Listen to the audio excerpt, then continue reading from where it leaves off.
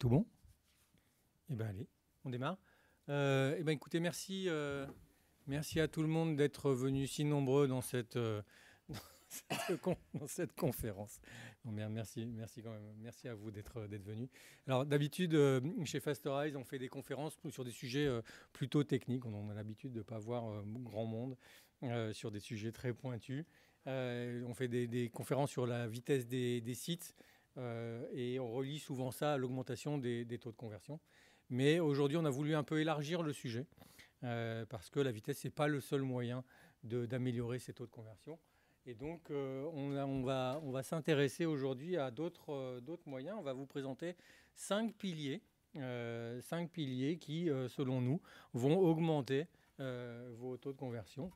Et ces 5 piliers, ça commence par, évidemment, la désirabilité de la marque. C'est justement pour ça qu'on a avec nous Henri, qui représente Vanessa Bruno, qui est proche du groupe Brand Sister. Autre pilier, on aura l'expérience enrichie et optimisée. Et ça, c'est un autre mot pour parler de la performance des sites, de la performance au sens performance d'affichage, rapidité d'affichage des sites, dont je vous parlerai. On aura également Alexandre qui nous dira un mot sur le commerce unifié et un peu qui nous présentera la vision de WShop sur ce que doit être un site de e-commerce pour le client et pour le commerçant. Et puis, on dira aussi un mot sur le mobile first, parce que vous n'êtes pas sans savoir que aujourd'hui, 70 à 80% du trafic aujourd'hui est mobile. Et donc, il faut prendre en compte cette spécificité. Et enfin, Alexandre nous fera un focus sur une innovation WShop, à savoir le tunnel de commande simplissime. Donc voilà, on aura nos 5 piliers au cours de la conférence qu'on va dérouler. Alors avant, on a attaqué comme ça brut de fonderie. On va quand même se présenter. Donc invité guest star, je te laisse te présenter, Henri. Henri Febaoun, je suis le directeur général de Vanessa Bruno. Qui est une marque de prêt-à-porter pour ceux qui ne connaissaient pas. Je suis Alexandre Chouraki, je suis directeur commercial de la solution de commerce digital unifié WShop et qui est spécialisé dans le retail et qui accompagne Vanessa Bruno depuis un peu plus de 4 ans maintenant. Et donc voilà. Et moi, donc, ça marche, ouais. Et moi, Stéphane Rios, donc je suis le CEO et fondateur de Fasterize, qui est une solution d'accélération de sites web. Le but est de faire en sorte que les sites web s'affichent plus rapidement et donc que vos internautes convertissent mieux, que ce soit sur mobile, desktop, dans n'importe quelle situation. Je serai la gentille modératrice. Au cas où il y ait trop de questions. Et Lisiane, quand même. Lisiane, voilà, la gentille modératrice de cet atelier. Alors, vous l'aurez compris, dans la demi-heure qui arrive, on va parler de croissance. Et croissance, on va parler avec d'abord Vanessa Bruno, et donc Henri va nous en parler, puisque chez Vanessa Bruno, depuis plusieurs années, la société connaît une belle croissance. Il y a eu plus 30% de croissance en 2019, plus 90% en 2020. Sur les 10 premiers mois de l'année, on est à plus 70% sur 2021, et le meilleur reste à venir avec la saison commerciale de fin d'année. Henri, avant de nous expliquer comment Vanessa Bruno a su s'appuyer sur le succès d'un sac iconique qui a permis de construire une success story qui se prolonge encore aujourd'hui, 25 ans après, est-ce que tu peux revenir d'abord sur le contexte de ton arrivée chez Vanessa Bruno? C'était en 2019. Tu avais comme mission de repositionner la stratégie, l'offre. 3 ans après, avec un petit Covid qui est passé par là, qu'est-ce que tu peux nous dire? Qu'est-ce qui a changé chez Vanessa Bruno, la vision de la stratégie? Et ça n'a pas changé, c'est une bonne nouvelle. Et on a toujours tous un humour au top. Effectivement, j'ai rejoint Vanessa en début 2019. L'idée, c'était de voir quelles vont être les 10 prochaines années de la marque, puisque la marque avait presque 25 ans et que... elle est issue d'un modèle économique, de la mode avec une activité wholesale et retail, et que le e-commerce était un complément d'activité, mais ne faisait pas partie des activités centraux de ce modèle économique. Et donc, du coup, effectivement, on a un produit phare qui est le cabas et qui continue d'être un des produits iconiques, mais aujourd'hui pas que. Et l'idée, c'était de revoir l'offre pour qu'on ait d'abord un business unit qui soit plus fort dans l'accessoire et donc d'avoir des déclinaisons sur l'ensemble des produits accessoires et pas simplement travailler autour du cabas.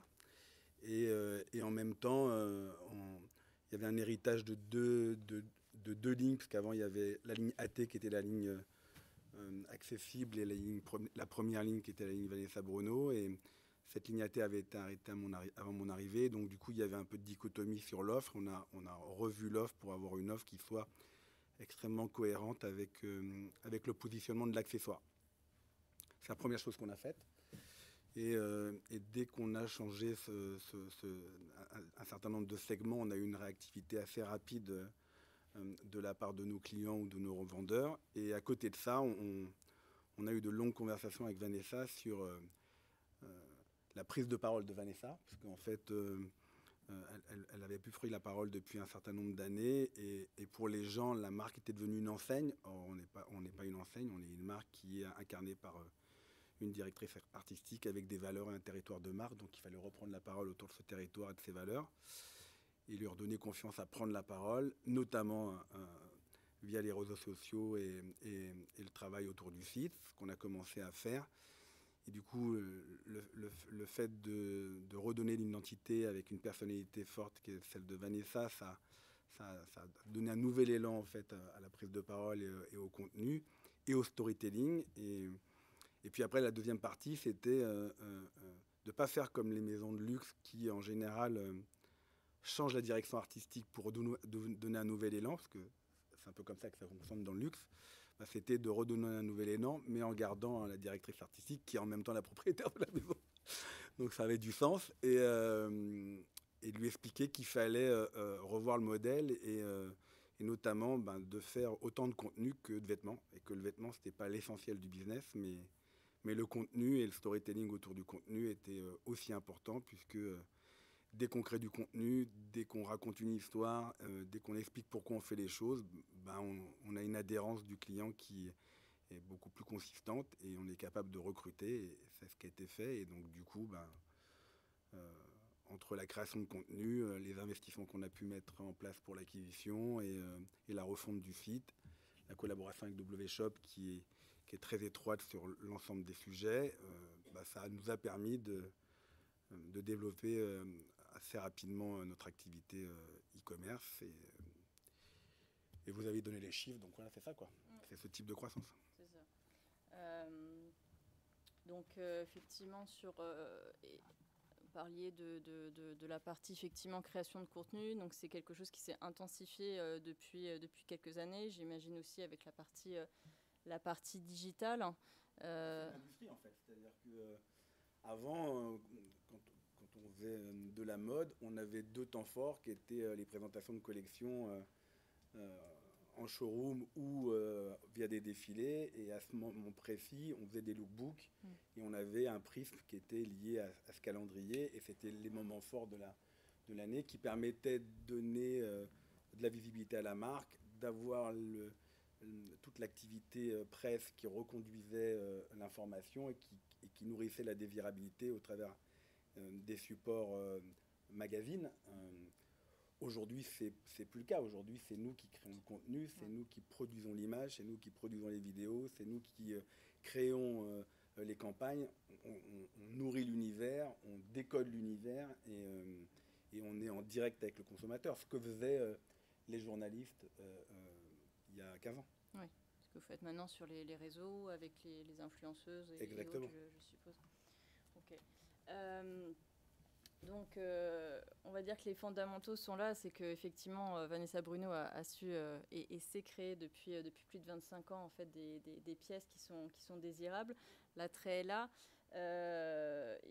Maintenant, maintenant, je dirais que l'enjeu, c'est une fois qu'on a attiré des clientes, c'est de les convertir. Et c'est notamment l'enjeu quand on est sur un site internet, c'est faire venir. Donc c'est ce qui est possible avec la création de contenu via les réseaux sociaux et via les influenceuses.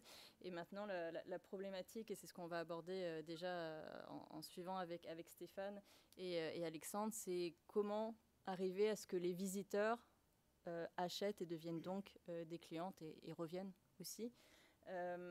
Avant de te laisser la parole, Stéphane, j'en suis sûre que vous avez déjà tous et toutes et tous eu cette expérience où vous essayez de vous connecter sur un site internet et puis les images ne se chargent pas, le texte ne se charge pas. En général, on s'agace et assez rapidement, on va quitter le site, voire même on va partir à la concurrence. Et justement sur ça, Stéphane, pour commencer et parler de Fasterize et de l'expertise, je crois que tu as un chiffre assez intéressant à ce sujet. Ouais, c'est un résultat d'une étude faite par Google. Donc, je ne sais pas si vous connaissez ce chiffre de 100 millisecondes qui avait été donné par Amazon il y a très longtemps en disant j'augmente le temps de chargement de 100 millisecondes, je baisse mon chiffre d'affaires de 1%. Et là, il y a des études plus récentes qui vont dans l'autre sens, enfin dans le même sens, mais en disant j'enlève 100 millisecondes à mon site et ça peut rapporter 8% de conversion en plus. Donc 100 millisecondes, c'est 0,1 seconde, hein, c'est pas grand-chose. Et pourtant, et nous on le constate chez nos clients, ça a un impact direct sur le taux de conversion. Donc quand même, c'est assez impressionnant. Donc le second pilier, l'expérience enrichie et optimisée, pour moi, ça passe d'abord par la vitesse. Vous pouvez faire le site le plus beau du monde. S'il est lent, les internautes, ils vont se sauver. Hein, comme tu dis, moi, si ça n'arrive pas tout de suite, je me sauve. Et ça ne veut pas dire que si on veut un site rapide, on aura un site moche. J'ai pas dit ce truc-là. On peut avoir les deux. On peut avoir un site rapide et beau à la fois. Et donc pour ça, il faut bien développer, ou il faut bien choisir les solutions techniques. Et là, l'idée, c'est de vraiment fournir la meilleure expérience possible à tous les utilisateurs. Donc ne pas sacrifier, par exemple, la qualité des images. C'est possible aujourd'hui d'avoir des images de bonne qualité, mais qui ne pèsent pas des mégaoctets qui sortent du Photoshop, du Webmaster ou du Créa et de les mettre sur le site. Non, on est capable d'avoir des images légères, mais qui soient de bonne qualité si on utilise les bonnes solutions. Donc ça veut dire qu'il faut agir sur la performance brute du site, le poids, la taille du site, le nombre de requêtes. Mais il faut aussi agir sur la perception de performance qu'a l'utilisateur. Parce qu'on peut imaginer que charger très rapidement du contenu au-dessus de la ligne de flottaison pour saisir l'attention de l'utilisateur, et puis ensuite laisser le navigateur travailler, charger le reste, etc.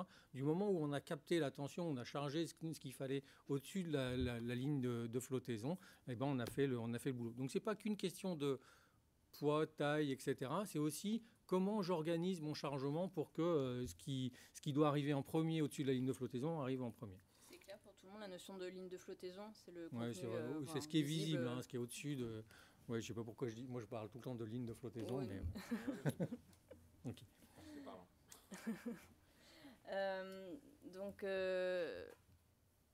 on parlait là, Stéphane, tu parlais de la rapidité. Depuis cet été, il y a également, puisque Google ne cesse d'inventer des nouvelles petites choses ou des nouvelles contraintes pour ceux qui font de l'e-commerce. Et le petit dernier de l'été s'appelle donc les Core Web Vitals. Ouais. Donc je vais te laisser expliquer un petit peu plus je suis désolé, ça va être un peu technique, c'est mon côté un peu tech qui ressort. Donc en fait, il y a eu un déploiement cet été d'un nouvel algorithme qui s'appelle le Page Experience Update, qui a été annoncé en mai 2020, qui a été déroulé progressivement cet été. Et dans cet algorithme, on trouve ce qu'on appelle les Core Web Vitals.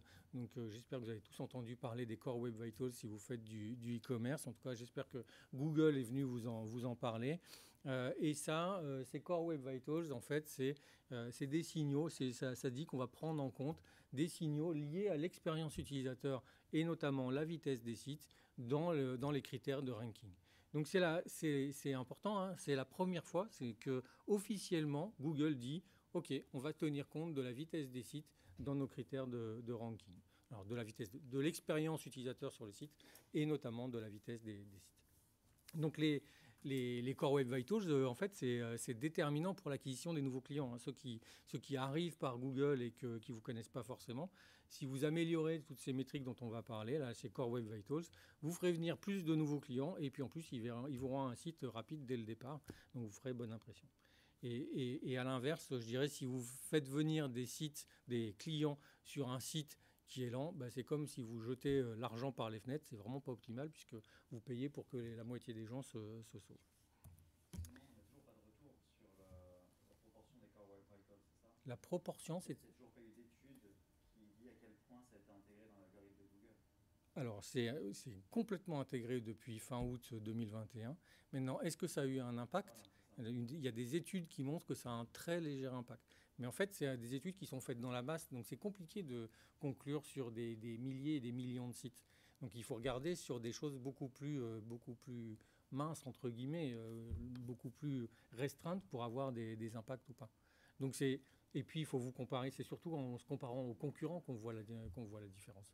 C'est pas tellement est-ce que moi j'ai bougé, parce que vos concurrents, ils n'attendent pas que vous fassiez quelque chose pour avancer, quoi. Donc il y a tout le monde qui bouge en même temps. On peut le calculer, ça? Non, c'est compliqué. Enfin, il faut des outils SEO. On peut le calculer, mais c'est pas l'objet de la conf. En tout cas, on ne va pas rentrer dans le détail là-dessus. Alors, je vais juste... alors là, on va encore plus dans le technique, désolé. On va parler de ce que sont les Core Web Vitals. Ça ne tombera pas plus bas. Donc, les Core Web Vitals, c'est 3 métriques qui vont caractériser l'expérience utilisateur. D'accord. La première, c'est le LCP, Largest Contentful Paint. On va mesurer à quel moment il y a la chose la plus importante à l'écran qui va arriver. Une image produit, un slider qui va arriver. C'est ce que vous voulez montrer en premier à votre utilisateur. Donc ça c'est le LCP. Il faut qu'il soit le plus bas possible. On n'a pas envie d'avoir tout plein de blanc, un bouton acheter, et puis l'image produit qui arrive au dernier moment sur le site. On a envie de montrer ça le plus rapidement possible. C'est bien beau d'afficher quelque chose rapidement. Si je ne peux pas interagir avec, ça ne sert à rien. Si je clique et puis il ne se passe rien pendant 3 secondes, bon, pas terrible. Et bien, ça, c'est la deuxième métrique qui fait partie des Core Web Vitals. C'est le FID, First Input Delay. Ça va mesurer le délai entre j'ai cliqué et le navigateur me répond. Parce que des fois, le navigateur, il est occupé à faire quelque chose. Et je suis sûr que vous avez déjà vécu ça, où vous cliquez, puis il ne se passe rien. Ou vous êtes sur votre mobile, il ne se passe rien, puis vous... Et après, ça fait 3000 trucs que vous n'avez pas voulu faire. La troisième métrique, elle va jouer sur la stabilité visuelle. Et ça va mesurer, en fait, comment la page va se construire et est-ce qu'il va y avoir des décalages au moment de la construction de la page. Donc c'est ce qu'on appelle le Cumulative Layout Shift. C'est un nom barbare, mais c'est juste pour vous donner une idée. Quand vous êtes sur un site de presse et qu'il y a un bandeau de pub qui arrive et qui décale tout le contenu, eh ben c'est cette expérience-là que vous n'avez pas envie de vivre en tant qu'internaute. Et c'est ça que mesure cette troisième Core Web Vitals, c'est le nombre de décalages qu'il peut y avoir au cours du chargement et de l'utilisation de la page. Et le plus le contenu final arrive à la bonne place, le plus quand vous allez cliquer, ça va bien se passer.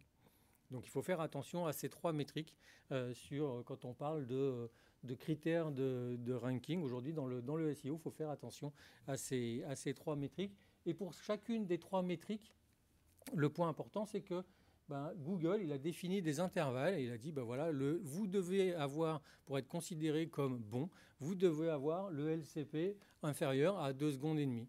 Moyen, c'est entre 2 secondes et demie et 4 secondes. Et au-delà de 4 secondes, vous êtes considéré comme mauvais. Et bien évidemment, je ne vous fais pas un dessin, il faut être parmi les bons et pas parmi les mauvais pour être bien classé. D'accord ? Donc ce que vous allez retrouver dans les outils Google, c'est notamment des choses qui ressemblent un peu à ça dans PageSpeed Insight. Vous allez retrouver pour chaque métrique, vous allez retrouver une espèce de répartition. Et comment on lit cette répartition ? Là, par exemple, le LCP, vous voyez qu'il y a 49% de vos utilisateurs, parce que bien sûr, tous vos utilisateurs n'ont pas la même expérience. Hein. Si vous êtes la mamie dans le Cantal, ou vous êtes en Edge, ou vous êtes en 4G à Paris, c'est pas du tout la même expérience que vous avez en temps de chargement. Et bien là, dans ce cas-là, par exemple, vous avez 49% de gens qui ont un LCP inférieur à 2 secondes et demie, 20% entre 2 secondes et 2 secondes et demie et 4 secondes, et quand même 32% qui ont un LCP supérieur à 32 secondes. Donc ça vous permet de vous positionner. Et bien évidemment, on veut avoir le plus de verres possible. Donc quand vous regardez PageSpeed Insight, s'il vous plaît, ne regardez pas le score qui est mauvais pour tout le monde, mais regardez plutôt la répartition de ces Core Web Vitals. Alors sachez que sur le stand, vous pouvez passer sur le stand Fastorize parce qu'on s'est servi de ces mêmes répartitions, de ces mêmes métriques pour chaque participant au salon one-to-one. On a calculé un score basé sur ces métriques, donc n'hésitez pas à venir le récupérer. Et si on fait un focus sur... Ouais. Faisons focus sur Vanessa Bruno. Sur les très bons résultats, parce que moi je te grille tes transitions. Si on regarde un peu ce qu'on trouve avec PageSpeed Insight, et c'est pour ça qu'on est là aujourd'hui. Hein, c'est que donc Vanessa Bruno, Zappa, Tara Jarmon, c'est des sites qui marchent avec la solution Fastorize, et vous voyez que il y a du vert. Voilà, en un seul coup d'œil, on voit qu'il y a du vert. Il y a du vert à peu près partout. On est sur du 80 à 90% d'utilisateurs qui sont dans les bons intervalles. C'est très bon. Ça veut dire que c'est quelque chose qu'on voit très rarement. Et on ne pourra jamais s'abstraire de l'utilisateur qui a un mauvais LCP, un mauvais FID, etc. Parce qu'on ne maîtrise pas tous les contextes. D'accord, l'utilisateur qui passe sous un tunnel, à un moment donné, il va attendre que sa fiche produit, elle arrive, tout simplement. Il n'y a pas beaucoup de connexion. Donc, pour moi, c'est vraiment important de montrer ces chiffres-là parce que c'est assez rare qu'il y ait tout ce vert.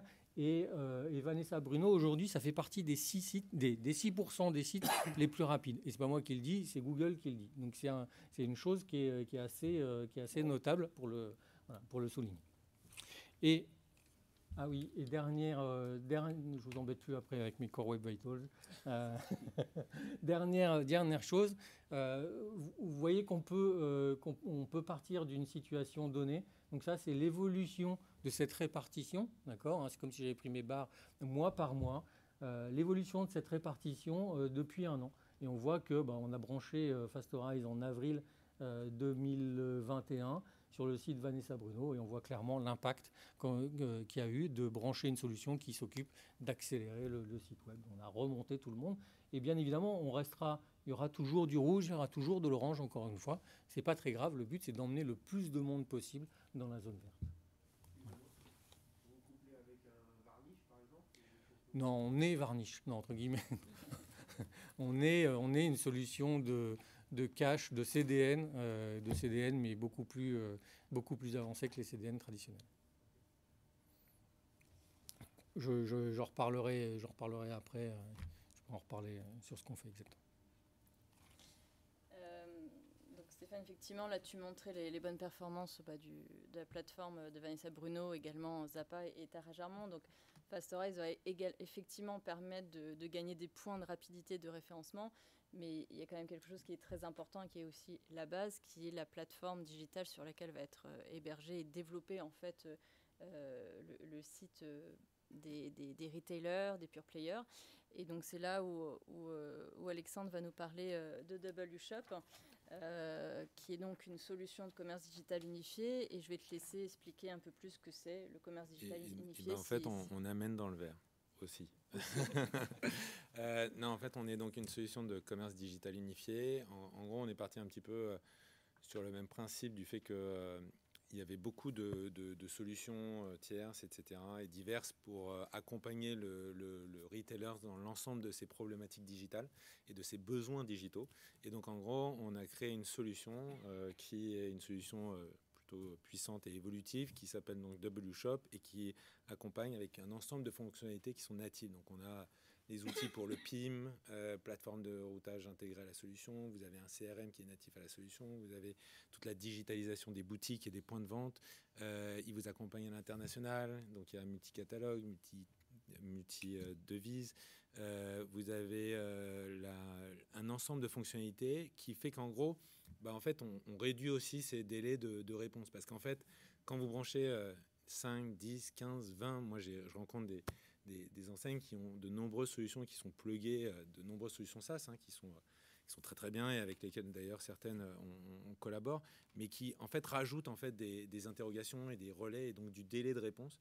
Et donc en gros, voilà, nous on est une solution unifiée qui accompagne le client et qui est ouverte, donc ce qui fait qu'on a de nombreux partenaires comme Fasterize, mais aussi d'autres, que ce soit sur les briques qu'on a déjà en natif dans la solution, parce qu'en fait, l'idée, c'est de proposer aux retailers d'avoir un outil qui permet d'avancer, peu importe sa maturité, et en fonction ensuite de sa maturité, il pourra activer ou non des briques supplémentaires. Mais si en fait il commence avec une espèce de coquille vide et qu'il doit rajouter en fait de nombreuses solutions tierces, à la fin ça devient très compliqué et en termes de résultats, on obtient des scores assez décevants. Donc voilà, et c'est vrai qu'on travaille avec Fasterize pour améliorer tout ça et pour optimiser, comme ce sont des spécialistes. Voilà, qu'est-ce que je voulais vous dire d'autre ? On pourrait parler peut-être cet accélérateur qui a été le Covid dans la transformation digitale, peut-être aussi des attentes que Vanessa Bruno a envers WShop sur la solution, l'évolution des attentes des clientes. Non mais, comme disait Henri de toute façon tout à l'heure, en fait le digital évolue tellement vite et les façons de consommer évoluent tellement vite que là maintenant c'est devenu quasiment une société qui produit du contenu comme une société de production audiovisuelle presque, de façon quotidienne, etc. Mais en fait, et vous le savez tous, c'est du contenu, ça pèse lourd, c'est des belles vidéos, des belles photos. On a des clients qui nous disent « Ah, dans les fiches produits, c'est sympa, on a 3-4 photos, mais on pourrait avoir des vidéos aussi, etc. » Donc on rajoute les vidéos, tout ça, ça pèse évidemment lourd. Donc ce qui fait qu'en gros, c'est un peu... il faut répondre à la fois aux besoins du client, mais l'accompagner. De toute façon, les solutions techniques, elles existent toujours. Et c'est là, en fait, où nous, on est là pour l'aider et l'encourager à lui donner toutes les clés pour pouvoir satisfaire sa vision de sa marque et le développement et l'accélération de sa marque. Et aussi le fait de pouvoir répondre à toutes les demandes, que les clientes soient sur leur mobile, qu'elles soient en boutique, que ça se fasse sur un desktop. Donc c'est aussi de proposer une expérience d'utilisatrice qui soit commune, oui, c'est ça. Soit la manière de se connecter en fait à la plateforme, à cette plateforme digitale. Exactement. En fait, on fait d'ailleurs du web adaptif, donc un peu comme Fasterize, on est un peu obligé, enfin je crois qu'un peu comme tout le monde, on est obligé de s'adapter à ce que Google demande et ce que Google dicte plutôt même.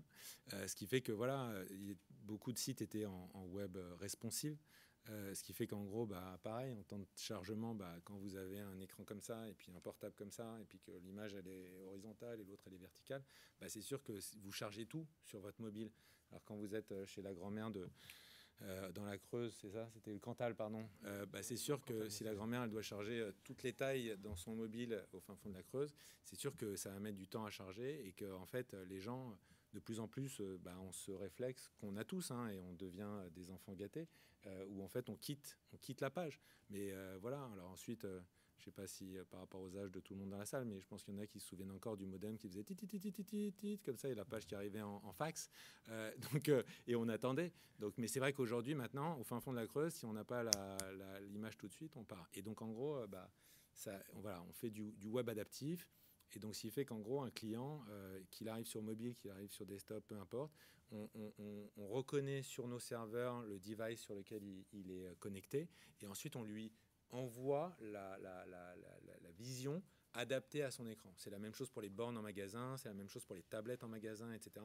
On lui envoie la bonne version, sachant qu'en gros, comme ça, elle est optimisée. Ensuite, c'est du semi-responsive, c'est-à-dire qu'en gros, évidemment, vous voyez les tailles de mobile qui un flux, évidemment, donc on s'adapte. La même chose pour les écrans de desktop, etc. Mais par contre, c'est du web adaptif, donc les serveurs reconnaissent, etc. Et tout ça, ça fait gagner évidemment des millisecondes. Ouais. Moi, je vais rajouter un point. C'est fondamental parce que je croise beaucoup de mes clients qui disent non, mais moi j'ai un site web responsive, donc il va bien s'afficher sur mobile, etc. Mais en fait, ils font en général, ce que je croise, c'est que c'est du mauvais responsive, c'est-à-dire qu'on va charger à la fois le contenu pour le desktop pour les gens qui sont sur mobile et à la fois le contenu du mobile pour les gens qui sont sur desktop. Donc, ce que dit Alexandre, c'est on adapte vraiment le contenu au device qui va consulter le site. Et on va n'envoyer que le contenu nécessaire pour le device qui est utilisé. Et ça, c'est fondamental en termes de web perf. Alors, en fait, si je peux me permettre d'interrompre votre conversation de technicien, en fait, ça m'intéresse pas du tout. Moi, en tant que marque, c'est pas du tout ce que j'ai comme conversation avec eux. En fait, moi, en tant que marque, mon objectif, c'est de satisfaire le client et de faire mon métier, c'est-à-dire produire du contenu, faire des vêtements, livrer mes clients, etc. Donc si aujourd'hui je suis là, c'est juste pour vous parler de mon expérience finalement en tant que client. Et donc c'est juste, c'est-à-dire que le fait d'être passé sur un chargement plus rapide, ça a augmenté la transformation de façon claire. C'est-à-dire qu'on a vu le changement dès le premier mois. Donc ça veut dire qu'effectivement et concrètement, ça transforme plus vite et on perd moins de clients. Ça c'est sûr, parce qu'on a une réelle progression de chiffre d'affaires. Donc ça c'est la première chose. Et la deuxième chose, c'est que concernant WShop, en fait, l'offre de l'EMS, il est complet et il est évolutif, mais il correspond à des profils d'entreprises comme les nôtres qui sont volontairement destinés à ne pas être une start-up et à ne pas vouloir développer soi-même tous les sujets. Parce qu'en fait, on peut avoir envie de tout faire et dans l'esprit start-up, dès qu'on développe quelque chose, on veut être le meilleur du sujet, voire développer plus que ce que le marché a besoin parce qu'on est dans la performance de la surperformance. Moi, je me préoccupe encore une fois de mon client. Donc, ce qui m'intéresse, ce n'est pas la performance. Ce qui m'intéresse, c'est que le client soit satisfait. Et donc, le client qui est satisfait, c'est d'être en harmonie avec la proposition et l'offre que nous, on fait à nos clients. Et ces messieurs sont des acteurs et pourvoyeurs du service que je dois rendre à mes clients. Et c'est tellement vrai que l'évolution aujourd'hui du e-commerce pour nous, ce n'est pas uniquement le e-commerce, à savoir ce que le client voit sur le site et la rapidité de connexion, mais ça va être aussi notre rapidité de livrer nos clients, notre rapidité de satisfaire notre client, et ça vient aussi avec notre capacité d'offrir les stocks en permanence. Et le digital devient aujourd'hui l'actualité de notre business, puisque le digital, ça nous permet d'avoir un stock totalement unifié et ne pas avoir des stocks dédiés qui font qu'on va créer de la rupture ou de l'insatisfaction, même si après, il y a les alertes des commandes clients qui sont relancées. Enfin, il y a toute une infrastructure qui permet d'aller relancer le client. Mais relancer le client, c'est l'avoir perdu. Donc, c'est essayer de le regagner et c'est pas toujours gagné, quoi.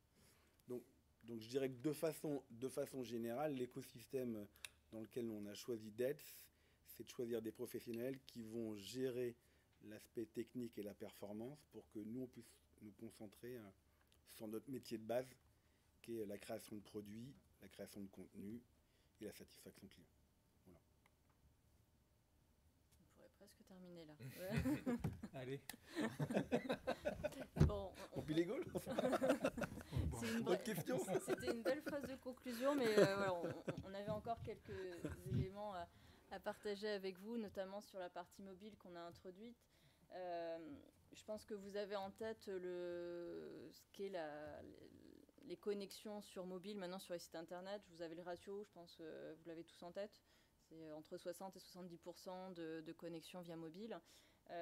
Donc c'est vraiment un chiffre qui a explosé ces dernières années. Pour autant, on n'a pas encore forcément des taux de conversion qui suivent ces fortes connexions. Et donc Stéphane va un petit peu nous expliquer sur comment faire pour optimiser ces taux de conversion et faire que aussi les sites mobiles soient plus rapides. Il suffit de regarder ça et puis voilà. Explique comment faire. Non, pas du tout. Non, je voudrais d'abord commencer par cette étude parce que ça remet en place certaines idées reçues. En fait, il y a 75%, quand on interroge les utilisateurs, 75% de ces utilisateurs placent le critère vitesse en premier dans les attentes d'un site. Donc ça, je trouve ça incroyable comme pyramide, parce que c'est devant le design du site, largement devant le design du site, devant la simplicité d'utilisation, devant la facilité à trouver le produit. Il faut que ça soit rapide. Donc si vous avez un site qui est lent, bah de toute façon, c'est no go, je ne vais pas continuer mon expérience. Donc je trouve déjà cette chose-là fascinante, et c'est uniquement sur le mobile. Donc oui, moi j'ai des clients où c'est pas 60%, 70%, c'est même 90% du trafic qui se fait sur mobile. Et j'aime bien aussi cette étude parce que c'est assez facile de se rappeler ces chiffres-là. La moitié de vos utilisateurs qui arrivent, si vos utilisateurs attendent plus de 3 secondes, la moitié vont partir. Et parmi ça, il y en a 80% de ceux qui sont partis qui ne reviendront pas. Donc cette barre des 3 secondes, là, il faut afficher quelque chose en dessous de 3 secondes, gardez-la bien en tête. Si vous voyez quelque chose, une métrique dans ce que vous mesurez qui dépasse 3 secondes, oulala, attention, alerte, il faut que je fasse quelque chose, je suis en train de jeter l'argent par les fenêtres. Donc c'est effectivement hyper important d'avoir un site rapide, et parce que le mobile, ça représente une majorité du trafic, mais vous savez, les taux de conversion, ça ne suit pas. Et ça ne suit pas parce que c'est une fatalité. Ça ne suit pas parce que les sites web sur mobile sont plus lents que les sites web sur desktop. Parce que c'est plus compliqué d'optimiser un site sur mobile que sur desktop, tout simplement parce que y a des connexions qui ne sont pas les mêmes. On est dans des conditions souvent de mobilité, ça change. On accroche une borne puis on la perd. On a des devices qui ne sont pas forcément des devices qui sont rapides par rapport à ce que peut être un desktop, même si les derniers iPhones sont au top du top, et tout le monde n'a pas le dernier iPhone. Donc ça, c'est un truc qui est complexe d'optimiser pour le mobile. Et ça, c'est notre boulot. C'est notre boulot de faire que ça soit rapide pour desktop ou pour mobile, quel que soit le contexte. Et voire d'adapter les optimisations en fonction du contexte, en fonction de est-ce qu'on est mobile, est-ce qu'on est desktop, est-ce qu'on est Googlebot. Je ne vais pas rentrer dans le détail de toutes les optimisations, mais tout à l'heure, on posait la question de qu'est-ce que vous faites pour ces optimisations. En fait, je peux juste dire qu'on fait à peu près une 40aine d'optimisations en temps réel sur le site. Donc 40 optimisations, on n'a évidemment pas le temps en 2 minutes de les lister toutes. On va réduire le poids, on va faire tout un tas de choses. Mais voilà, sachez que c'est un boulot de tech, c'est compliqué de faire ces optimisations. Et moi, j'aime bien la position d'Henri. Confiez-nous ce qu'on sait faire, quoi. On est des experts de la web perf. Et vous êtes experts du sac, du produit et du storytelling. Pas moi. Donc faisons chacun son boulot. Et le deuxième point que je voulais aborder, c'est que Alexandre, tu parlais d'offrir l'expérience la plus complète en ayant intégré un peu de façon transparente toutes les fonctionnalités qu'on veut voir sur un site web. Et en fait, on ne veut pas avoir moins de fonctionnalités sur mobile. Hein. Juste, on veut avoir les mêmes fonctionnalités sur desktop, mais accessibles avec un pouce, quoi. Et donc, c'est ça le challenge, c'est avoir les mêmes fonctionnalités, mais dans une enveloppe plus réduite et qui soit toujours aussi rapide. Et c'est là que je pense que le partenariat WShop, Fastorize prend tout son sens, parce que on s'assure que même pour des sites qui sont a priori des fonctionnalités complexes, on assure quand même la performance optimale dans tous les contextes. Donc c'est la plateforme de commerce unifiée, comme tu disais, mais backée par la vitesse Fastorize. Tout à fait. On va terminer, et surtout si vous avez quelques questions, parce que le temps avance très vite.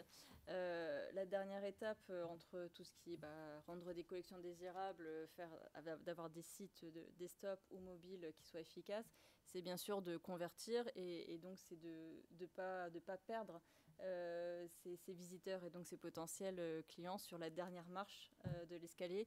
Donc c'est là également effectivement où Alexandre, tu peux nous parler du tunnel de commande qui a été innové par WShop. De toute façon, enfin, on écoute évidemment, et c'est ce que dit Henri, c'est-à-dire que c'est le client qui est au cœur de son besoin, et en fait, on se met nous-mêmes dans la peau du consommateur, puisque on consomme tous les jours de façon digitale. Donc en gros, voilà, et c'est vrai que on a créé ce tunnel qui est avec un identifiant unique. Donc vous rentrez juste votre adresse email et on vous demande pas tout de suite votre adresse, l'âge de votre grand-mère, etc., etc. On passe directement sur juste l'adresse email et vous pouvez convertir. Vous avez des Google Connect, des Apple Connect, des Amazon Connect, vous avez tout pour payer en 2 clics. C'est-à-dire qu'en gros, il faut simplifier au maximum la vie du client. Et en fait, le client, il a vu des vidéos, il a vu des beaux produits, il a mis des choses au panier, il en a enlevé, il en a rajouté, il a calculé avec la promotion combien il allait avoir peut-être sur des choses, etc. Ce qu'il faut, c'est qu'à la dernière étape, en réalité, c'est comme quand vous attendez un quart d'heure à l'addition et que vous avez passé un bon moment, ça a été parfait, le repas était excellent, et en fait, vous attendez, vous passez du temps pour avoir l'addition, et ça vous énerve et ça vous gâche un petit peu tout ce que vous avez vécu avant. Et donc, en réalité, avec juste ce taux-là, enfin, avec cet outil-là, on a augmenté de 40% notre taux de conversion entre le moment où le taux de churn entre l'identification et la sortie enfin la conversion et le paiement. On a diminué, pardon, excusez-moi. Le réveil à 5h, réveil à 5h du matin, c'était trop pour moi. Et donc on a diminué de 40%. Et ce qui fait qu'en fait aujourd'hui, on a voilà. Et ce qui est bien, c'est que le client, on peut le rattraper après. Parce qu'ensuite, on lui envoie des emails, on peut lui demander de compléter son profil, si on a besoin de données, etc. De toute façon, avec le client unifié, même quand il va en magasin, on unifie tout ça, etc. Mais ce qu'il faut, c'est vraiment lui permettre d'être simple. S'il a le temps et qu'il veut rentrer sa vie et donner toutes les informations, pourquoi pas, il a cette option-là. Mais par contre, en réalité, il faut lui donner la possibilité d'avoir une fast line et de juste, hop, il passe et il termine sa commande. Parce qu'en réalité, c'est la seule partie où il peut hésiter encore et où il faut le donner le moins de temps d'hésitation. Donc voilà. Excusez-moi, est-ce que vous avez des données sur le conversion rate qui va augmenter parce qu'on va réduire le trafic automatiquement, parce que les gens n'ont pas besoin de revenir sur notre site? Alors, j'ai pas compris le sens de la question. De manière automatique, le conversion rate va augmenter à partir du moment où les gens n'ont pas besoin de se reconnecter à notre site. Ouais. Donc si le site se charge rapidement, on n'aura pas plusieurs sessions, on n'en aura qu'une. Ça dépend, les comportements d'achat sont pas forcément changés. C'est-à-dire que si tu reviens, enfin si tu fais pas tes achats dans une session, dans moins de sessions parce que le site est plus rapide. Pas forcément en fait. Oui, bien sûr. Voilà. Donc tu peux y avoir plusieurs sessions d'achat qui sont étalées sur plusieurs jours ou plus. Enfin, ça dépend de la période. Et ça dépend du produit aussi que tu achètes. Ouais. Ah. Et donc du coup, les données que vous avez données, c'est souvent augmentation du conversion rate. Mais est-ce qu'il y a des clients qu'on a perdus? En fait, il faudrait donner les données sur l'augmentation du chiffre d'affaires en pourcentage, plus conversion rate. Oui, mais c'est ce que je vous disais tout à l'heure. En comparable, on a une augmentation du chiffre d'affaires. Donc on crée l'incrémentalité en plus. Ouais. Mais ensuite, le fait est que le digital, en réalité, et c'est ce qu'on voit et avec tous les échanges qu'on a avec les différents partenaires qui sont là, c'est qu'en fait, il n'y a pas un truc qui fait que d'un seul coup, vous gagnez 5 points. Et le problème, c'est que le digital, c'est plein de petites choses qui, mis bout à bout, vont faire que, voilà, c'est ce que je vous expliquais avec le tunnel de commande à la fin. Vous pouvez avoir l'expérience parfaite jusqu'avant. Et en fait, cette dernière marche, en fait, elle va être désagréable. Et en fait, au final, vous allez peut-être perdre là. Mais par contre, parfois, la zone un peu de friction peut être au début, peut être au milieu, ça peut être le temps de chargement, ça peut être... Il y a plein de choses, ça peut être l'expérience sur le site, etc. Donc, ce qui fait qu'en gros, c'est vraiment toutes ces petites choses qui, mis bout à bout, font qu'on obtient des résultats assez importants. Et voilà. Et ce qui fait qu'on a des taux de croissance chez nos clients qui sont entre 2 et 3 chiffres chaque année, avec malgré... Alors, le Covid a été évidemment un effet booster l'année dernière, mais nos clients qui sont là depuis 5 ans avaient déjà, ou 4 ans, avaient déjà des croissances avant l'année dernière. La seule chose qui s'est passée, c'est qu'en gros, d'un seul coup, tout le monde disait le Fijita, donc le stock unifié c'est bien, mais on va faire step by step. Et puis là, d'un seul coup, tout le monde a dit ah non, j'ai besoin de tout. Le ship from store, le OMS, etc. Donc on a tout sorti en même temps, puisqu'évidemment, entre deux confinements, tout le monde était pressé de pouvoir avoir accès à tout son stock, etc. Mais votre question est intéressante, c'est-à-dire que vous voulez, à la fin, c'est pour obtenir quelle information? En fait, moi je travaille dans un univers très différent, mais je pense que c'est à peu près pareil. Quel univers? Très engageant, comme l'achat d'un sac, je ne sais pas quel est le panier moyen de Mr. Bruno, mais 300 €. ouais, c'est quand même assez important pour une partie de la population. J'imagine qu'ils ne vont pas tout de suite aller voir la concurrence. Il y a quand même un côté engageant en fait, d'avoir choisi cette marque-là, ce design-là, c'est pour ça que vous vous focussez sur le contenu d'ailleurs. Et donc du coup, même si mon site est lent, j'ai tendance à revenir plus tard. Je ne vais pas tout de suite aller acheter chez un concurrent parce que j'ai choisi ce sac parce que c'est le sac qui me plaisait. Alors en fait, vous avez raison, si je vendais ce produit que sur mon site. Mais en fait, moi, je travaille avec un écosystème qui est des marketplaces, des revendeurs. Et donc du coup, le produit, le produit peut être acheté au Galeries Lafayette, il peut être acheté au Printemps, il peut être acheté chez Place des Tendances, il peut être acheté à La Redoute, il peut être acheté, c'est un revendeur multimarque, il peut être acheté à peu près partout. Donc en théorie, vous avez raison sur le fait qu'on n'est pas sur un produit mass market et qu'on ne s'adresse pas de la même façon sur un produit de grande conso avec un produit, je dirais, moyen haut de gamme. Mais en revanche, le cabas qui est autour de 120 € par exemple, donc est beaucoup plus accessible, où on a un stretch de clients qui est très grand, puisqu'on a des adolescentes de 15 ans qui achètent le cabas jusqu'à des femmes matures. Je dirais que l'ensemble de cette clientèle consomme ce produit-là. Et moi, ce qui m'intéresse, c'est l'achat coup de cœur. C'est-à-dire qu'il y a un moment où il n'y a pas de réflexion. Enfin, tout ce qui peut se passer dans du commerce physique, la discussion avec un vendeur, l'idée de ce que je peux me faire du produit, etc. Et donc la nécessité d'être accompagné sur l'achat, sur le digital, ça n'existe pas. Donc tout ce qui est contrainte va être un frein à la vente. Donc après, ça contribue, c'est-à-dire la rapidité va contribuer, l'arborescence va contribuer, le tunnel de conversion va contribuer. En fait, c'est l'ensemble des sujets, et nous on le voit parce qu'on a fait évoluer le site à peu près pas tous les 3 à 6 mois, on fait évoluer les choses, qu'on y va aussi, on ne change pas tout du jour au lendemain. On se rend compte qu'à chaque fois qu'on améliore les choses, on obtient du résultat. Alors après, c'est jamais un point qui donne le résultat, mais effectivement, l'addition de tout. Par exemple, WE Shop, j'imagine que c'est une solution très importante pour vous.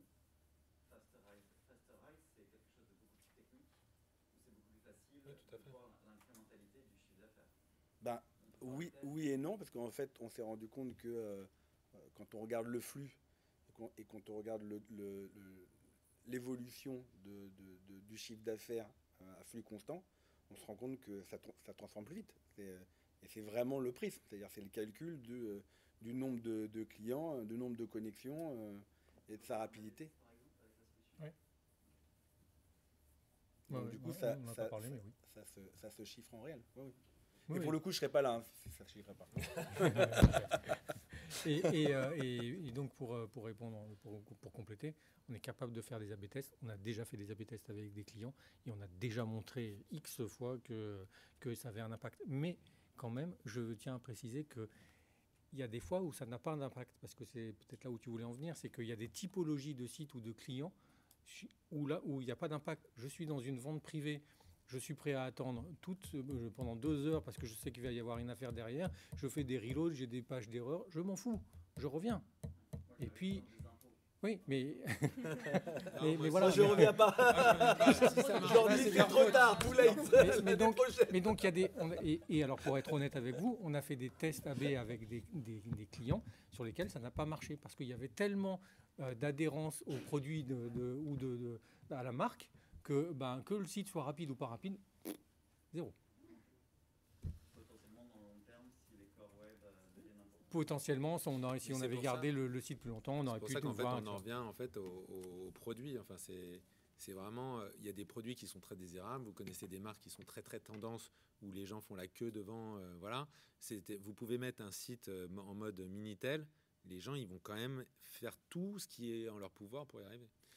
Ça reste le produit. Nous, en fait, on est juste là pour aider. Pour faire en sorte que ce soit il y a fluide. 5 piliers, il n'y a pas un pilier. Les autres questions peut-être? D'autres Pardon, questions, excuse-moi, ouais, effectivement. ça y est, je m'emballe. Je prends le lead, Alicia. Non, c'est un c'est une techno. C'est un SaaS qui tourne en automatique sur votre site. En temps réel. Oui, tout à fait. Vous avez une question, monsieur, derrière? Non? Non? J'ai cru voir. Oui? Non? Non. J'ai cru voir. Et Ah, ben très voilà. bien. Très compris. Effectivement, que vous intervenez en prestation et que sur la plateforme, vous optimisez là sur la plateforme, ou vous interfacez entre l'expérience Non. du client. C'est exactement ça. On se met entre le client, l'internaute, et les sites web d'origine, et on se place entre les deux. C'est exactement ça. Donc, et vous intervenez sur quel que soit le type de plateforme? Oui. D'accord. Ça peut être du e-commerce, Ça peut être du WordPress, du e-commerce, du Magento, du Salesforce. Il est plus performant avec WShop. Je dis ça comme ça. Hein. Je dis ça. Ah oui, pardon. Mais, voilà. Mais sur WooCommerce, ça ne marchera ça pas. marche moins bien. Voilà. Parce qu'il faut quand même un peu de volume. Donc forcément, avec Woo, ça ne va pas le faire. Mais si vous voulez, on peut vous parler sur le stand de WShop, il n'y a pas de souci. Vous avez une question? Non? Vous avez d'autres questions? Stéphane, je te laisse. Non, mais Encore, si. si, encore. Comme j'ai dit depuis le début, je ne sais pas si on en avait parlé, sur l'amélioration des converters sur Google PageSpeed, Oui. vous avez des incrémentales. Là, encore après. Celle d'après. Celle d'après? Ouais.